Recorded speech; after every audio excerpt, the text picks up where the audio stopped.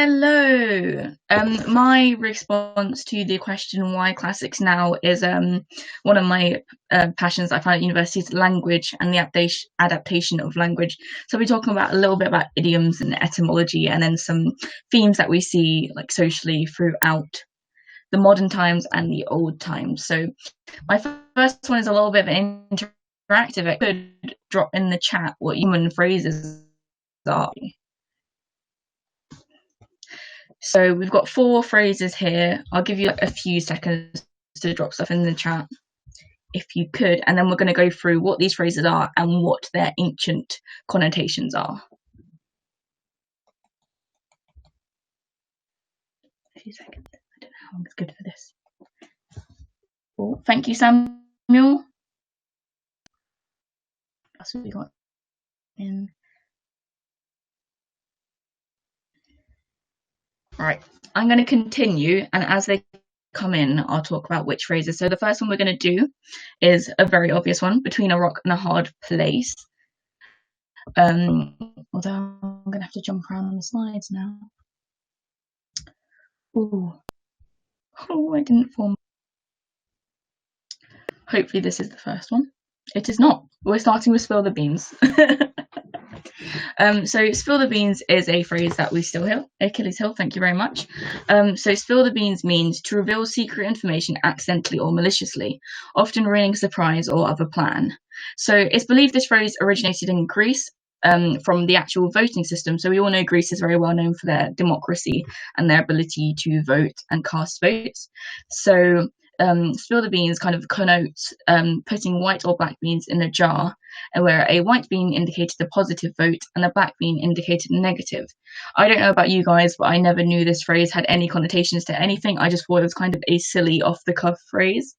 What other ones we've got? Wrong end of the stick and Achilles Hill, and that's all 4 of them, so that's brilliant. We can just move on. Thank you, guys. So the second one we're going to go over is very obviously, probably the most obvious one on the screen, apart from the literal rock and hard place, is Achilles Hill. So I feel like everyone's heard of this one, and everyone kind of knows the myth of Achilles. But it's very interesting how this phrase has become so well known, because it's from a piece of ancient literature, yet we speak about it and we know about it, and it obviously has its medical connotations as well.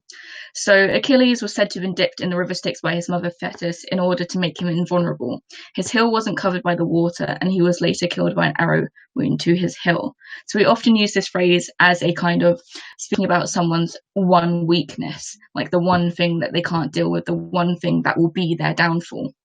And I find it really interesting that this theme of epic, and also the theme that so everyone has this fatal flaw, is used quite commonly in just our everyday to-day language, when it has such ancient and like they think of as highbrow connotations, has kind of invaded itself into our everyday speech.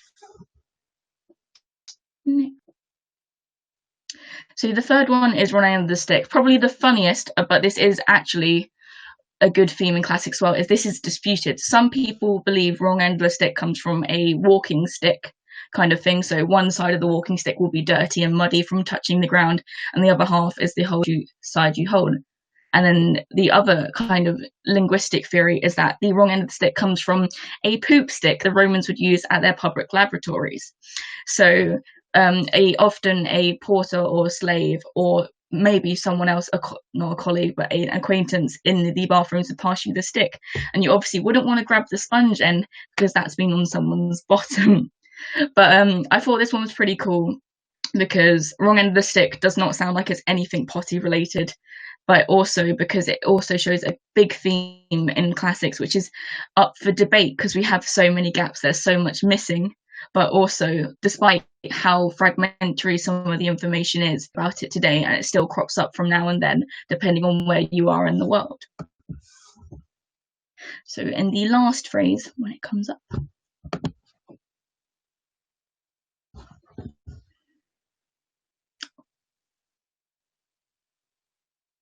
loading dance is as Samuel put first down in the chat, so thanks for the eagerness there, caught between a rock and a hard place. This is another disputed one, but some people believe that caught between a rock and a hard place imitates / reflects one of the episodes of the Odyssey. So in the mythology of the Odyssey, in Homer's Odyssey, Odysseus must sail in between two very big, scary obstacles. One of them is Charybdis, the treacherous waterfall, and Scylla, a horrid man-eating, picky-up monster. So both of these are difficult obstacles, and one of them quite literally, or two of them quite literally, could kill them. So basically, sailing in between them is caught between a rock and a hard place is a very hard decision you have to make, and it's a phrase we still use today.